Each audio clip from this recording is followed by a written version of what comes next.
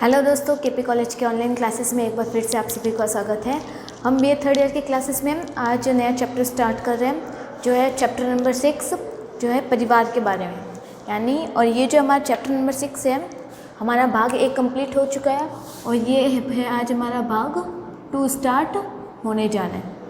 Paper second का ये भाग 2 स्टार्ट होने जा रहा है और पेपर भाग 2 का जो फर्स्ट टॉपिक है या फिर हम चैप्टर नंबर 6 कह सकते हैं, वो है परिवार के बारे में। तो सबसे पहले हम जब परिवार की बात करते हैं तो ये परिवार शब्द आया कहाँ से। तो ये जो परिवार शब्द का हम इंग्लिश ट्रांसलेट करते हैं तो क्या होता है, फैमिली। तो फैमिली क्या है, परिवार का इंग्लिश ट्रांसलेशन है। अब ये फैमिली शब्द कहाँ से आया है, ये आया है लैटिन भाषा से। लैटिन भाषा का एक शब्द था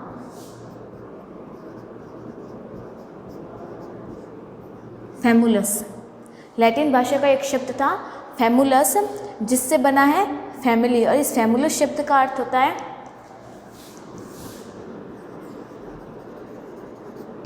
एक ग्रुप जिसमें कौन होते हैं,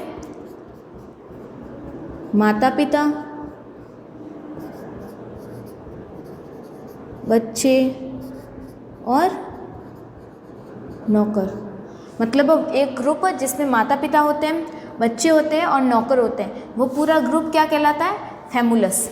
लैटिन भाषा में ये पूरा ग्रुप कहलाता है फैमुलस। और फैमुलस से बना है फैमिली। फैमिली का हिंदी ट्रांसलेशन होता है परिवार। तो परिवार शब्द का अर्थ क्या हुआ है, जिसमें माता पिता होते हैं, बच्चे होते हैं। तो जब हम परिवार की डेफिनेशन देखते हैं तो इसमें जब हम इसकी डेफिनेशन देखेंगे तो डेफिनेशन में रिश्ते कैसे बनते हैं।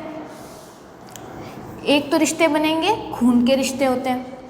मतलब खून के रिश्ते हो गए यानी रक्त संबंध।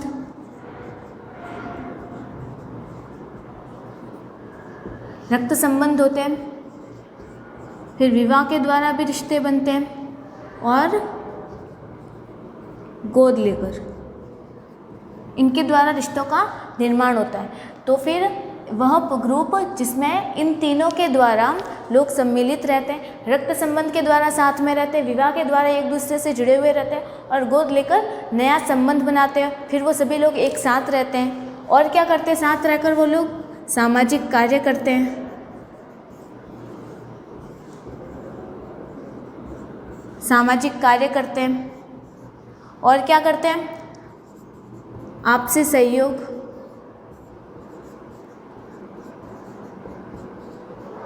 जब लोग एक दूसरे से रक्त संबंध, विवाह और गोद लेकर नया संबंध बनाते हैं, एक दूसरे के साथ रहते हैं, सामूहिक सामाजिक कार्य करते हैं और आपसी सहयोग करते हैं, तो वह क्या कहलाता है, परिवार कहलाता है। परिवार की हमें डेफिनेशन पता चल गई। अब इस परिवार की विशेषताएं क्या क्या होती है। तो सबसे पहली विशेषता होती है सार्वभौमिकता। सार्वभौमिकता का अर्थ होता है जो सभी जगह पाई जाए, यानी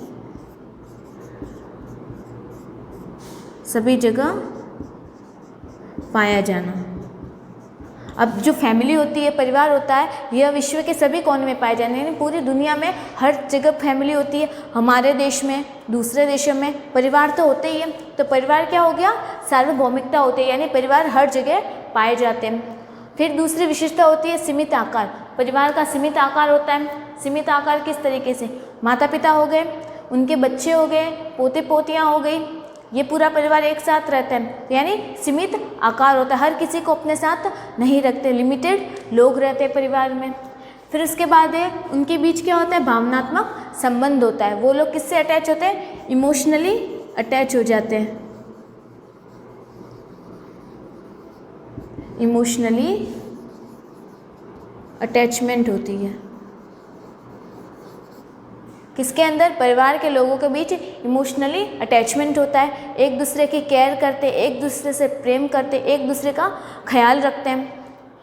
फिर होता है सदस्यों का उत्तरदायित्व, यानी परिवार में जितने भी लोग होते हैं सबकी अपनी अपनी कुछ ना कुछ जिम्मेदारियां होती है परिवार के प्रति।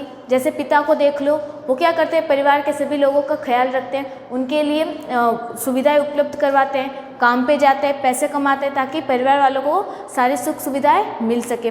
मम्मी का उत्तरदायित्व होता है कि पिताजी जो पैसे कमा कर लाते हैं उनका सही जगह उपयोग करते हैं, घर का ख्याल रखते हैं, बच्चों को भोजन देते हैं, हर किसी का ख्याल रखते हैं। बच्चों की जिम्मेदारियाँ होती हैं कि पेरेंट्स के जितने भी अरमान होते हैं, उनकी जितनी भी ख्वाहिशें होते हैं उनको कंप्लीट करते हैं, उनसे जो उम्मीदें लगी होती हैं उनकी आशाओं को पूरा करते हैं, मन लगाकर पढ़ाई करते हैं। फिर जब वही बच्चे बड़े हो जाते हैं तो खुद कमाने लग जाते हैं और पिता की सारी जिम्मेदारियां, घर का पूरा उत्तरदायित्व खुद के ऊपर ले लेते हैं। तो परिवार के जितने भी सदस्य होते हैं उसका अपने आप में कुछ ना कुछ उत्तरदायित्व ज़रूर होता है परिवार के प्रति, परिवार के अन्य लोगों के प्रति। फिर उसके बाद है स्थायी और अस्थायी प्रकृति, यानी ये जो परिवार होता है यह कभी कभी तो अस्थायी होते हैं और कभी कभी स्थायी होते हैं। यानी परिवार टूट जाते हैं, अगर बच्चों की शादी हो गई, माता पिता हैं उनके बच्चों की शादी हो गई तो वो अलग रहने चले जाते हैं, तो क्या हो गया, अस्थायी परिवार हो गया। लेकिन वो है परिवार ही, उनका क्या कहलाएगा, वो कहलाएगा परिवार ही, लेकिन वो लोग साथ नहीं रहते, तो ये क्या हो गया, अस्थायी प्रकृति होगी।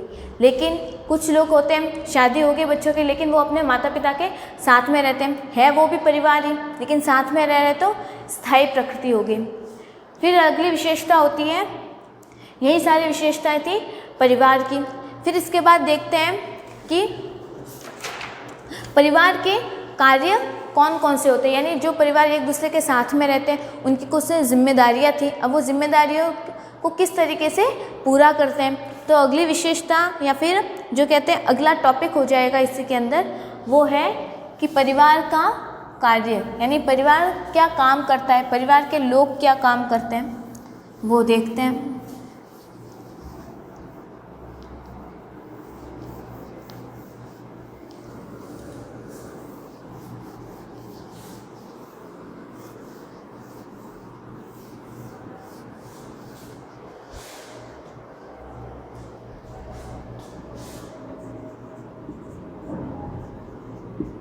परिवार के कार्य, तो सबसे पहला कार्य जो परिवार करते हैं वो है जैविक कार्य करते हैं।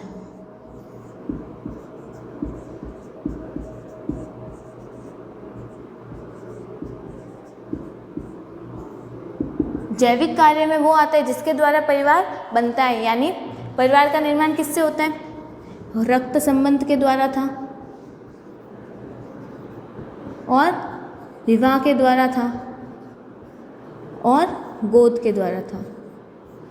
ठीक है, इन 3 कारणों से परिवार का निर्माण होता है। जब हम विवाह की बात करते हैं तो विवाह होने के बाद क्या हो जाता है, यौन संबंध स्थापित हो जाते हैं। यानी जब विवाह किया जाता है, विवाह के द्वारा परिवार का निर्माण हो जाता है, तो इससे क्या हो जाता है, उनका कार्य क्या हो जाता है, यौन संबंध का कार्य करते हैं, यानी शारीरिक संबंध स्थापित हो जाता है, ये भी एक कार्य हो गया।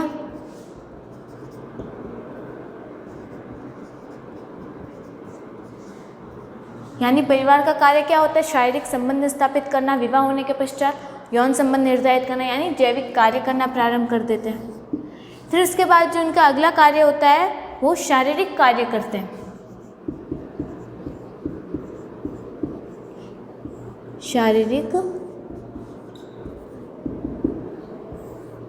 शारीरिक कार्य में क्या करते हैं वो लोग, शारीरिक संरक्षण करते हैं, शरीर की सुरक्षा का कार्य करते हैं। शारीरिक संरक्षण, और शरीर के लिए वो क्या करते हैं, भोजन,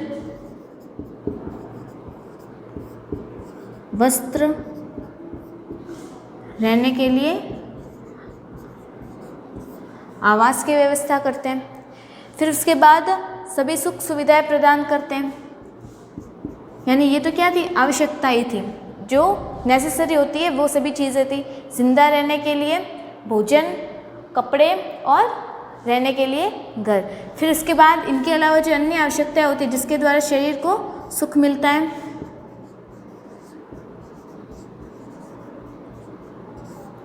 तो और वो क्या काम करते हैं, सुख सुविधाएं देते हैं शरीर को। फिर जैविक कार्य, शारीरिक कार्य के बाद आता है मनोवैज्ञानिक कार्य। परिवार का मनोवैज्ञानिक कार्य क्या है, यानी जो काम मस्तिष्क से करते हैं, हृदय से करते हैं।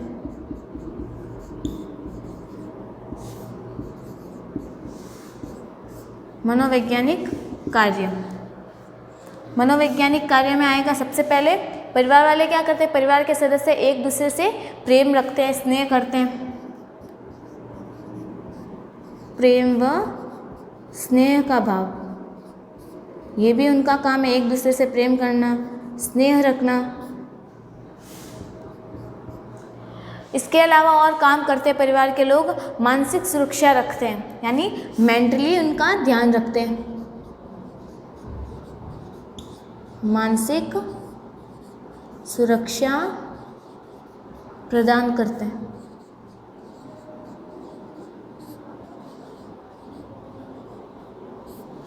क्या करते हैं, मानसिक सुरक्षा प्रदान करते हैं। फिर इसके बाद परिवार के लोग आर्थिक कार्य भी करते हैं।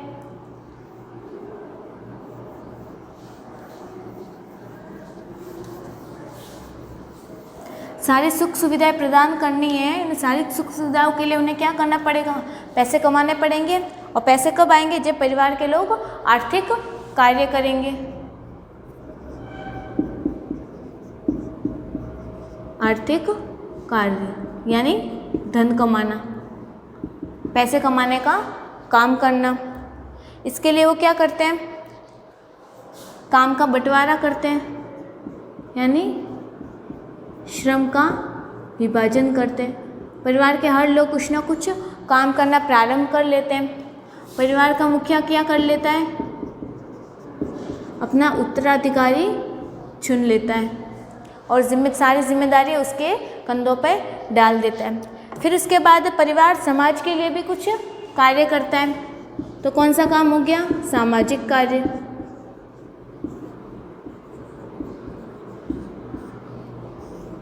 सामाजिक कार्य, व्यक्ति जब समाज में रहता है, परिवार समाज में रहता है, तो समाज के लिए वो क्या करते हैं, समाज के लिए अपने परिवार की जो पीढ़ी होती है उसको आगे बढ़ाते हैं, पीढ़ी को आगे बढ़ाते हैं। समाज के लिए भी कार्य करते हैं, यानी सामाजिकरण भी करते हैं। ये कार्य परिवार किसके लिए करता है, समाज के लिए। फिर और परिवार कार्य करता है, धार्मिक कार्य भी करता है, यानी भगवान का पूजा पाठ करता है, भगवान की आराधना करता है। तो परिवार का ये कार्य हो गया धार्मिक कार्य भी करता है। अब इसमें क्या करता है, परिवार भगवान की पूजा करता है, यानी ईश्वर की उपासना करता है।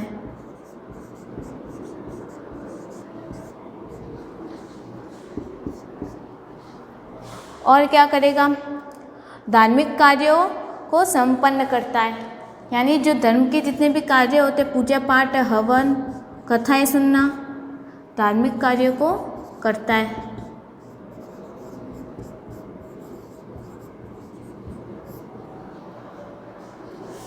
फिर उसके बाद परिवार का कार्य होता है, धार्मिक कार्य के बाद वह शैक्षिक कार्य भी करता है, शिक्षा भी पूर्ण करते हैं।